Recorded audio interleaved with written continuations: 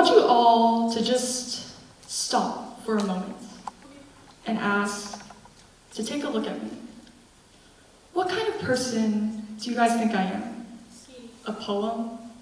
A procrastinator? A creative thinker of sorts? I have asked this poem to many of my friends and teachers around me, and a lot of the times they've come up with the same responses. I've noticed that too few times we ask ourselves that same question of what kind of person do we want to be? 7th grade me was pondering about this question, and I often turned to my interests, my hobbies, and anything that I thought would bring me closer to my purpose. Now, something that I didn't expect to bring was poetry. It was 7th grade in 2024, and I was in my creative writing teacher's class, and I was tasked to write a poem, a slam poem that is specifically built for performance.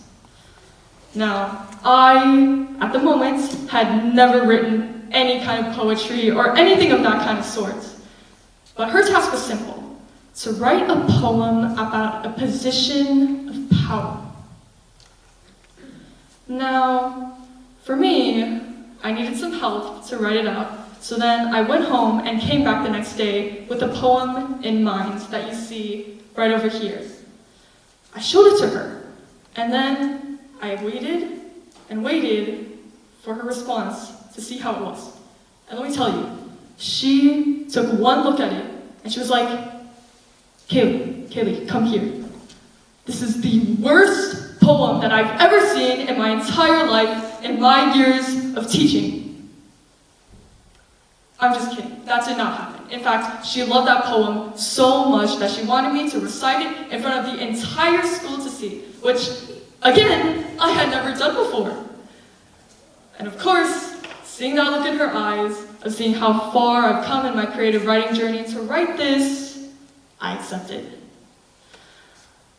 3 weeks was how much time she gave me to perform. She taught me about the basics of performing. She helped me edit anything within my poem, and eventually 3 weeks turned to 1 week to the day of the performance, which was for my school's Culture and Creativity Fest. Now, I had not gotten any sleep before the day of the event. In fact, I was so nervous that I was just tossing and turning in my bed all night. And on the day of the performance, I was sitting on the sidelines, and she could see how nervous I was at the time. So then she turned to me again, and she was like, come on, Caylie, I know you're nervous, so let's have a pep talk. I have seen how much you've grown as a poet and also a writer in my class. I am so proud of how much courage it takes to get up here on stage. Remember that your poem you wrote about a violinist in a position of power. Remember that you are that violinist at this moment. You are powerful, and I'm so proud of everything that you've done to get this far. So then I stepped up to that stage when it was my time to perform, and suddenly my worries just melted away. Suddenly the poem started to spill out of my heart when I had nothing but my voice and the echo of the mic going across the school gym where I performed. The event seemed over way too quickly, and then I was met with applause and praise from teachers that I had never heard before. I learned that there was an audience out there for my voice that they wanted to hear. And in that moment, I considered that part of myself that was happy that other people could see the stories that I wanted to share. So then, a few weeks later, my school's librarian saw the amount of passion that I had for poetry, and she was like, Caylie, again, I want to introduce you to this program that I have been looking at for a while. This program is called the Daly City Youth Poet Laureate Program, which, again, I had never heard of before, as this was completely new to me. So then she told me that there were two parts in the application process that I needed to look out for. One of which was the poetry, but the other part was the civic engagement experience that at the time I didn't have because I was way too young to do anything about that. So then I took it upon myself to look anywhere for volunteering places, anywhere that would accept me because of my age, but also that came as a detriment because since I was so young, no one would accept me to help out within their communities. The deadline was January 31st, and by the time that came, I had 5 poems ready that I wrote with my entire heart and soul at the time, despite lacking in my civic engagements. But at the time, I thought that sometimes your voice is all you need in order to inspire others and for the judges to see something within me. 2 months later, I get this email that reads, "Congratulations, you are a finalist for the Daly City Youth Poet Laureate Program." I did not expect this to come into my inbox because I was right. Maybe the judges did see something within my work that at the time 8th grade me could only dream of.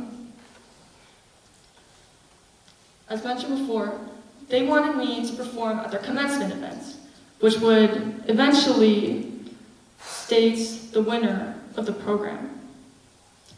When I was invited there, I had high hopes, but in the end, I was not chosen as a final. I was not chosen as the Daly City's Youth Poet Laureate yet.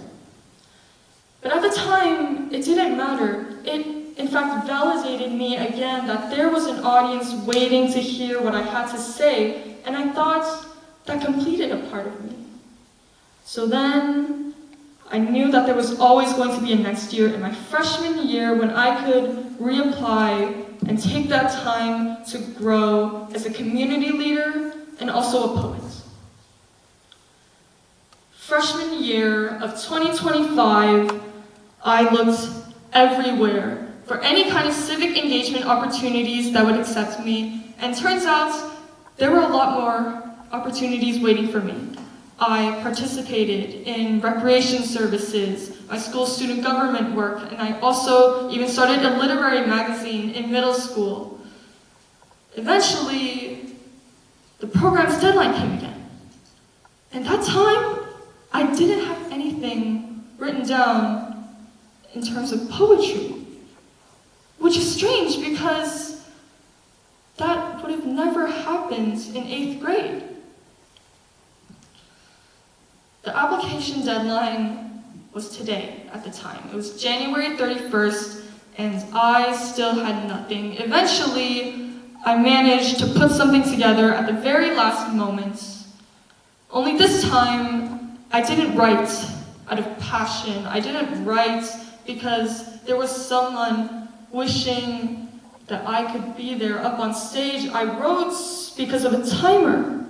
I wrote because of a deadline. I wrote because if I put in all that work to my civic engagement and social justice opportunities, then what was the point in doing all of that just for me to not apply for the position?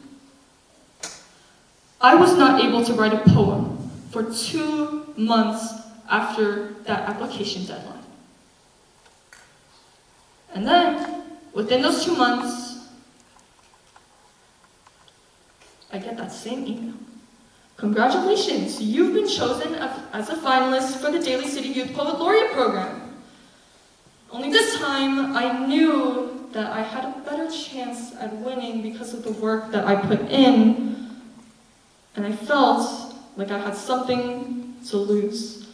And at the time, I didn't care about that at all. I just hoped for that same sense of passion to just magically come back to me, as if all of those months I stepped up on that stage again, I let the poem spill out of me the same way it did all those years ago, and it felt so gratifying. But a single performance is not enough to replenish months of feeling beaten down. Minutes passed by until it was time to announce the winner of the Daly City Youth Poet Laureate Program. And with a drum roll, they announced that Caylie Chiu was now the winner of the Daly City Youth Poet Laureate Program. At the time, I thought I would feel so much better about myself, that now my goal had suddenly been completed, that all those years that I spent working towards this one singular goal would finally pay off. And at the time, I wanted none of that. Instead, I wished for that sense of passion to just come back into me like it did all those years ago when I was in 7th grade, because I thought that if I lost that passion, then who am I without my poetry? On the car ride back home, I didn't expect an answer or solution to any of these problems. In fact, instead, I didn't tell anyone that I won this time. The first person I told was that creative writing teacher all those years ago who supported me along this journey. And I wrote her an email. One day later, she sent me this. She tells me, "Hearing your shout out to me was the exact pickup I needed at the end of such a long week. Caylie, there are very few students that have shook me, inspired me, and reminded me of my own potential. In these past 8 months of feeling sick and tired, I haven't been feeling very creative or artistic lately, but hearing their poem awakened my senses and reminded me how much I love being an artist. Using art to translate emotions and to transform pain into beauty is how I make sense. This big, crazy world, that is my ultimate goal as an artist, and I really think you are on that track as well." And I just stood there, rereading it over and over again, and I realized that in this pursuit of feeling like I lost a part of myself, when I lost the passion for poetry, at a time where I needed it the most, my teacher, the person who inspired me in the first place, was going through the same thing that I was going through at the moment. And that sense of community, of knowing that I was not alone, it gave me the power to continue growing into that position. Because still, I was trying to answer that question of what is the kind of person that I wanted to become. And then, that moment, when she sent me that email, I realized that it was not the poetry that has shaped who I am, but it is the growth. Knowing that my 7th grade self is looking back at how much I've grown until this very moment, and she would look back and she would be so proud of who I am today. Knowing that there is someone here for you, knowing that sometimes these struggles always go unheard of, has given me the power to keep going forward in my poetic journey. I remembered and continue to remember that I am not alone in whatever creative process I go through, and that is my view on unheard power.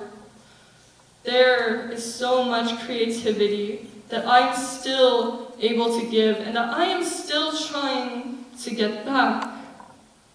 And I wish that if I could go back to that 9th grade self and just tell her that sometimes passion isn't something that will completely define who you are, but sometimes it can come to you with nothing but a pencil, a pen, and a dream to share with your community. Thank you.